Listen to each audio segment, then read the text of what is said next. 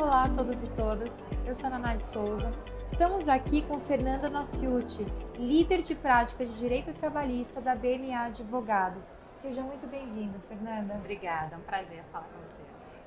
Para começar, você está trazendo aqui a FENALAW sobre a Lei 14.442, que é extremamente recente. O que muda com ela?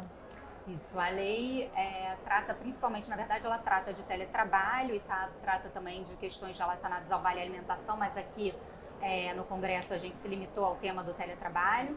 Então ela vem alterar alguns artigos da lei da CLT, que vieram falar do teletrabalho já na reforma trabalhista, e veio tentar adequar essa nova realidade que surgiu pós-pandemia, né, de trabalho remoto. Então ela vem equiparar o teletrabalho com o trabalho remoto, com o trabalho híbrido, falando que não tem mais necessidade de preponderância das atividades na residência. Vem falar também que o trabalho habitual, a comparecimento habitual na empresa não é mais um problema para descaracterizar, mas ela trata de outras questões também relevantes com relação ao controle de jornada, limita a ausência de controle de jornada no teletrabalho e no trabalho remoto apenas para empregados que trabalham por produção ou por tarefa, ao invés dos trabalhadores que trabalham por jornada, o que está causando bastante polêmica, é uma modificação bastante polêmica.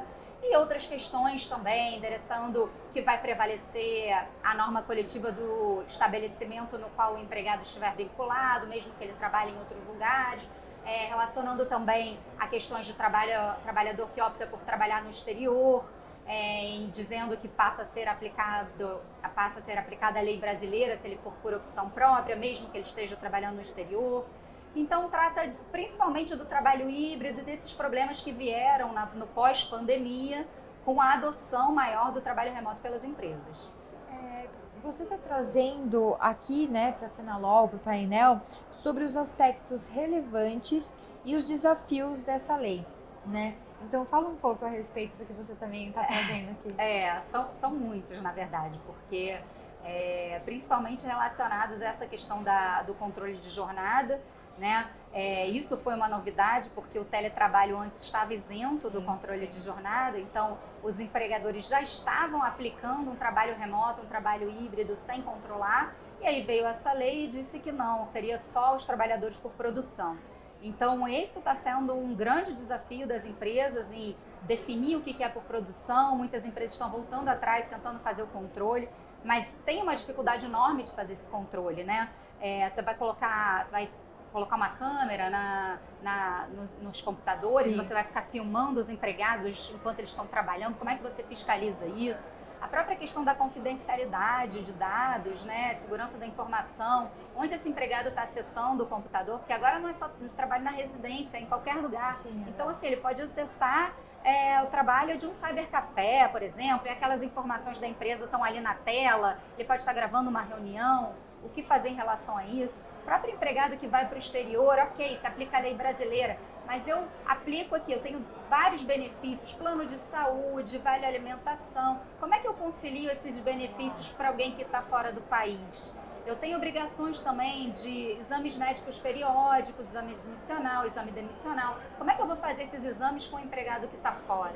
Né? Então, assim, a lei ela não solucionou esses pontos, ela solucionou algumas questões, sim, relevantes também, né? Outras elas poderiam não ter mencionado nada, poderia ter deixado como estava, mas ainda tem muito desafio para os empregadores aplicarem um trabalho remoto e tem que tomar muito cuidado e ver realmente cada caso como é que isso vai fazer. Deixa eu te fazer uma pergunta sobre isso, principalmente sobre o trabalho remoto em outros países, porque alguns têm legislação própria. Mas há conflito, porque, por exemplo, se eu trabalho numa empresa brasileira e vou morar nas Bahamas, quero me mudar. Como fica essa questão? Porque, por exemplo, sinceramente eu não lembro, mas lá tem uma legislação própria sobre trabalho remoto. Há um conflito legal entre países? Exato, pode haver. Os empregadores têm que estar atentos a isso e sempre que tiver uma pessoa indo para fora, você vai ter que avaliar as duas legislações, porque você pode, do ponto de vista brasileiro, você pode até ter a aplicação da lei brasileira e continuar aplicando para aquele empregado, mas ele vai estar lá prestando um serviço. E aí você precisa ver, inclusive, questões imigratórias. Sei lá que o país tem, né? Ele vai estar a trabalho. Então, aquele empregado, ele tem um visto de permanência para estar lá fora, ele tem um visto de trabalho. Então, você vai ter que sempre avaliar em conjunto as duas legislações, porque você pode estar puxando de um lado e descobrindo o pé, né? Puxando o cobertor de um lado e descobrindo o outro. Então, você precisa sempre analisar de acordo com o país que você está indo. E essa lei, ela consegue abranger todas as necessidades de um trabalho remoto ou há necessidade de mais regulamentação?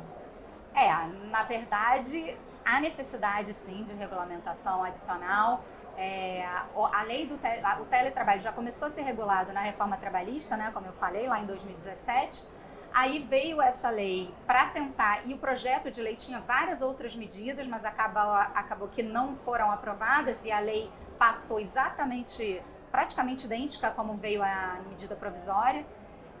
E ela deixa muitas lacunas, né? Como a gente falou, tem vários desafios aí que não estão regulados. Agora, não necessariamente esses desafios precisam ser regulamentados por lei, né? A gente vai ter a jurisprudência aí que vai acabar definindo como é que as empresas vão poder caminhar com maior ou menor segurança. E tem sempre um caminho que é a negociação coletiva. E que é um caminho muito oportuno para se regulamentar essas lacunas, porque a reforma trabalhista trouxe a prevalência do negociado sobre o legislado, ou seja, a norma coletiva ela vai valer acima da lei. E nesse sentido, ela traz uma previsão expressa dizendo que um dos pontos que podem ser negociados é justamente o teletrabalho. Então tem uma margem muito boa e isso pode ser a solução para essas lacunas que ainda existem, de forma que a empresa tenha maior segurança para aplicar, desde que ela tenha lá negociado com o sindicato as regras que vão aplicar para ela para o teletrabalho, resolvendo essas polêmicas maiores aí que a gente está vendo na prática. Muito interessante. Muito obrigada, Fernanda. Imagina, prazer foi meu.